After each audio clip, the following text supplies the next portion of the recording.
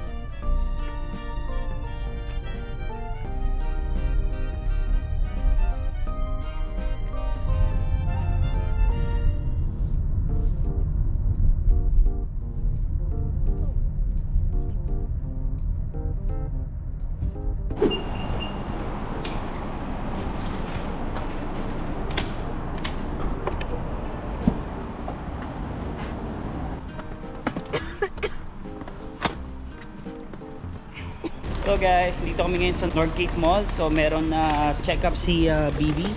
So ito yung kanyang regular check-up sa kanyang pediatrician. So yeah, we'll see how it goes guys.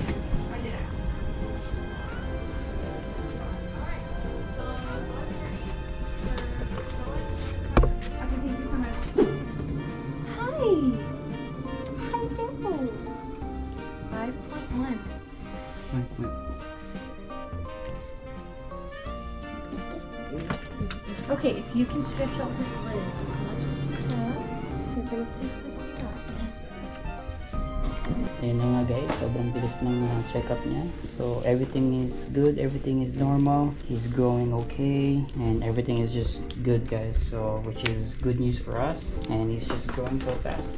And very happy si baby. So next na check-up niya na ulit sa kanyang pediatrician is next 2 months ulit. So pagka 4-month-olds na siya.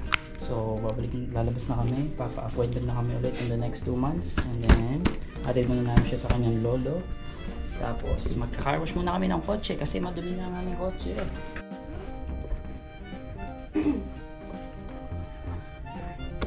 In the morning 1 until 4. Thank you.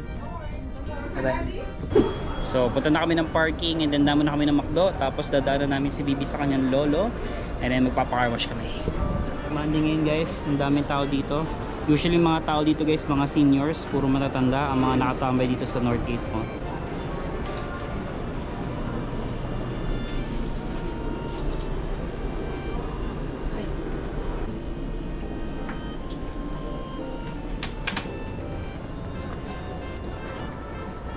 Maganda ng araw today guys, and holiday pa, wala akong pasok ngayon. Monday pa lang ngayon dito.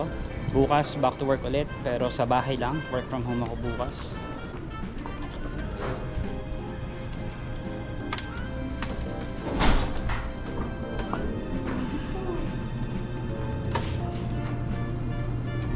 Hayaan lang daw eh, sabi nila, no principles.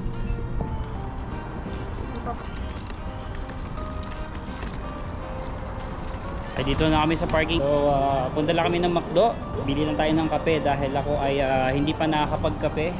So kailangan ko rin ng coffee guys para magising na rin ako 100%. Kasi ngayon like mga 50% pala akong gising. So kailangan magising na ako ng 100% yan. Ay!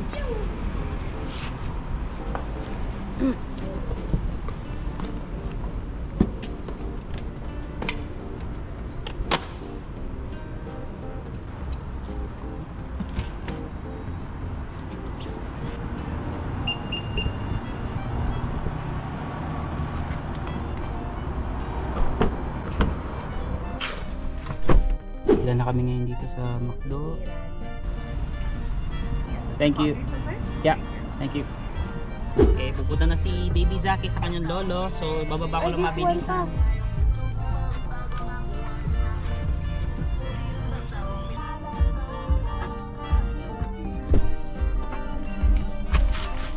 You know? Alright guys, nandito tayo sa car wash. Ayan, and meron pang fire truck na lalabas.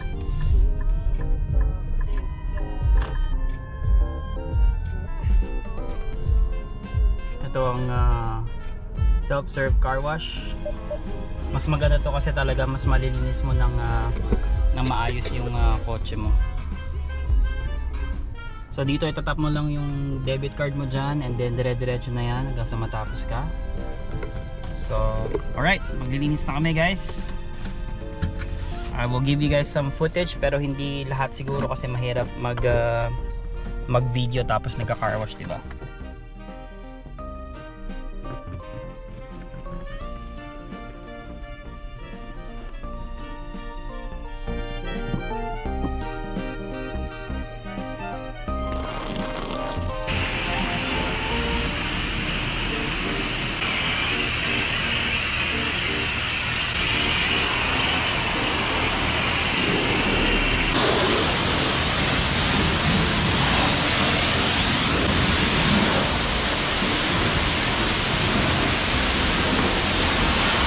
So ito guys, tapos na namin na i-rinse tapos lagyan ng sabon at saka foam cannon.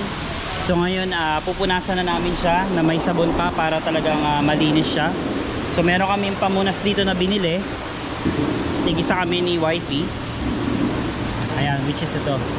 So ito gagamitin namin pamunas guys. So ganito lang siya. Yan, para talagang malinis habang may sabon. Tapos after namin punasan ng ganyan, i-triple shine ko siya tapos rinse na ulit.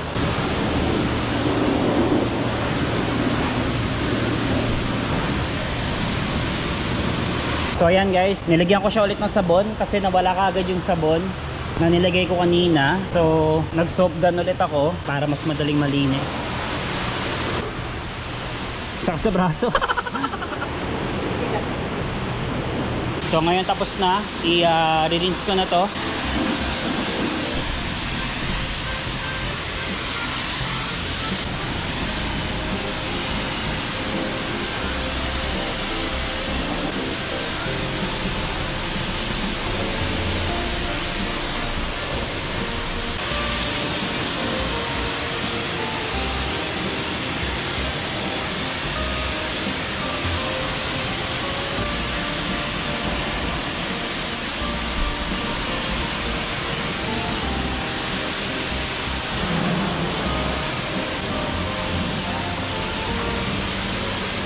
Alright guys, so tapos na. Pupunasan naman na namin.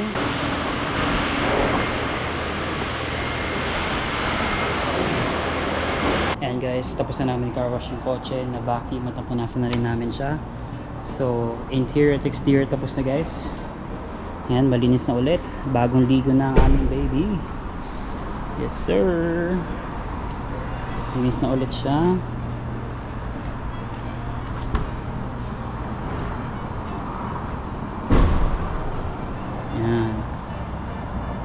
Alright, so dahil tapos na kami, pupunta na kami, susunod namin ulit si baby. So yan, detaching pa si wifey. So mabilisan po na sa loob, pero okay na, malinis na ulit yung labas at loob guys. Na-vacuum na rin namin siya. And yan, napakaganda dito guys. Like meron pa silang guide doon kung ano yung uunahin mo. So meron silang, susundin mo lang yung 9-step car wash nila. Pero ako hindi ko na sinusunod yun guys. Meron na akong sariling way para i-wash siya. Tapos na? Alright. So tapos na kami guys. Alright. So sundin na namin si baby guys. Let's go, let's go. Alright guys. So nakuha na namin si baby Zach. And pauwi na kami. Pero bago kami umuwi, dadaan muna kami ng Costco. Papagas lang ako dahil ako ay maubusan na ng gas. And then after that, pupunta kami ng Walmart para bumili ng electric fan para sa sala kasi wala kaming electric fan dun sa sala. And bibili na rin kami ng extra na pacifier ni baby So yeah, yun ang gagawin namin bago kami umuwi. So punta muna kami ng Costco gas and then Walmart.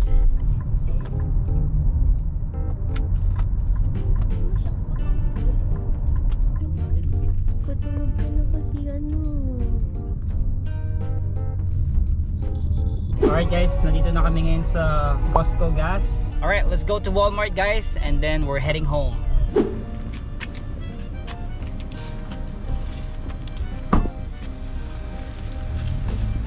Alright guys, nandito na kami ngayon sa Walmart. Ayan. And nilagay na lang namin dito si Bubu sa shopping cart para hindi na namin tatanggalin yung stroller.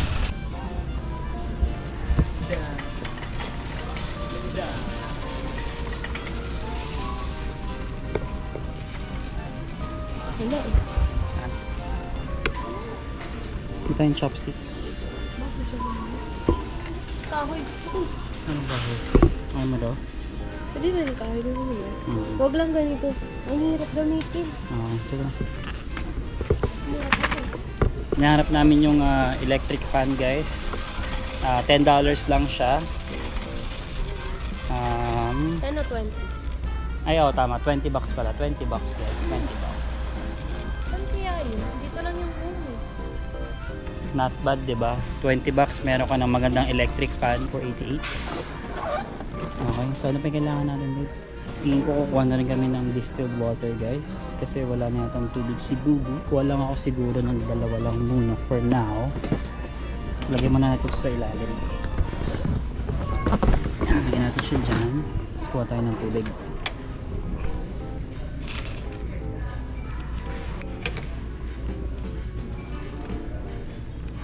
Actually, kuha na tayo ng 4 guys. Para matagal ulit, para may stock na siya ng tubig. So itong distilled water, ito yung ginagamit namin para sa gatas niya. Ito yung ginagamit namin na tubig. Distilled water. Yeah, distilled. Okay, pacify. Ay, baby section. Oo nga eh. Dito tayo kaya. May toys dun eh. Baka malapit dun.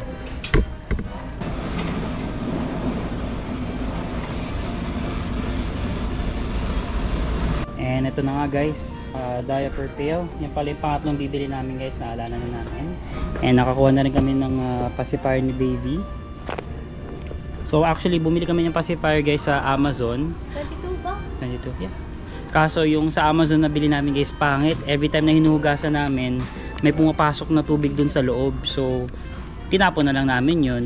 So kaya bumili na lang kami nito na extra niya. Kasi minsan hinahagis nito yung pacifier niya, so para may extra kami.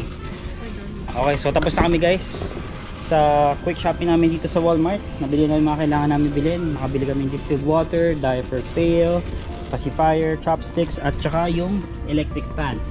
Then pupunta kami ng Dollarama para bumili ng pantakip ng pagkain.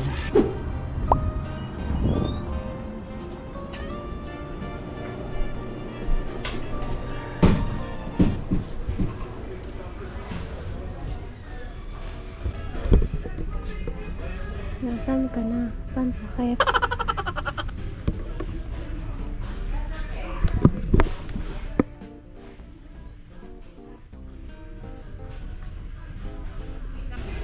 Parang wala akong makita dito.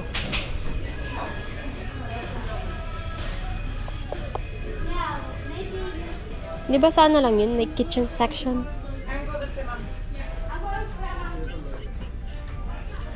Hi! Do you guys have food covers here?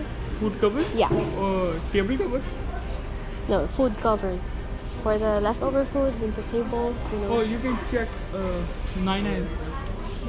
Okay.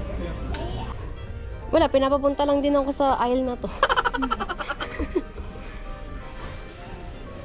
Last check ko ulit, titingnan ko ulit. Isang pasada. Yeah, okay.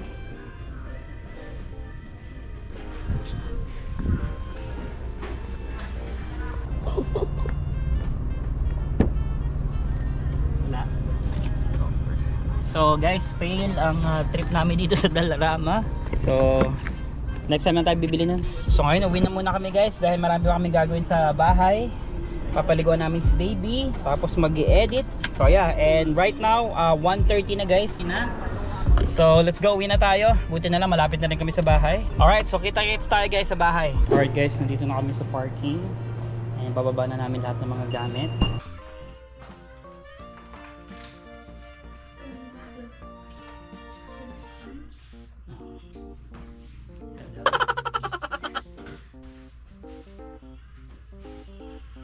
Alright guys, so nakabalik na ako ng apartment from the parking. Iakit ko na lahat ng mga kailangan iakit guys. So ngayon, i-assemble natin itong electric fan na binili namin.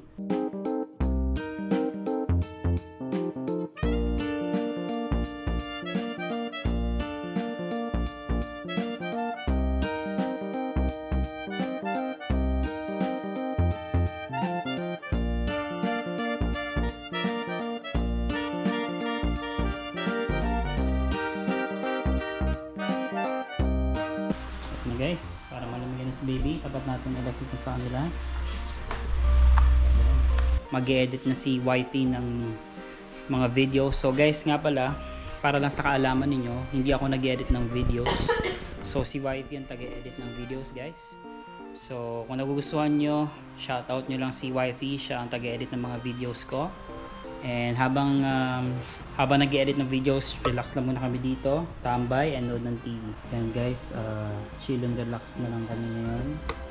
Si baby tulog, mahimbing ng tulog, and si wifey busy sa pag-edit ng aking mga videos na ipopost ko soon. So ito lang gagawin namin for the whole night, and we'll see kung anong pwedeng mangyari mamayang gabi. But for now, just chilling and editing videos while this handsome baby is sleeping. Yay! Daddy na ulit siya. Yan ang ginagawa niyan eh. Dede, tulog, iyak, poop, repeat. Dede, tulog, iyak, poop, repeat. Ayan guys, after dumede, inaantok na naman. So tagal niya na natulog, gumising, umiyak para dumede, and ayan, plano na naman niyang matulog. Matutulog ka na ba na matutulog? Ha, Pogi? Pogi Zaki? Papalaki. Tulog ka na. Papalaki. Ayan guys, hindi na natulog ang bata, so paliliguan na natin siya.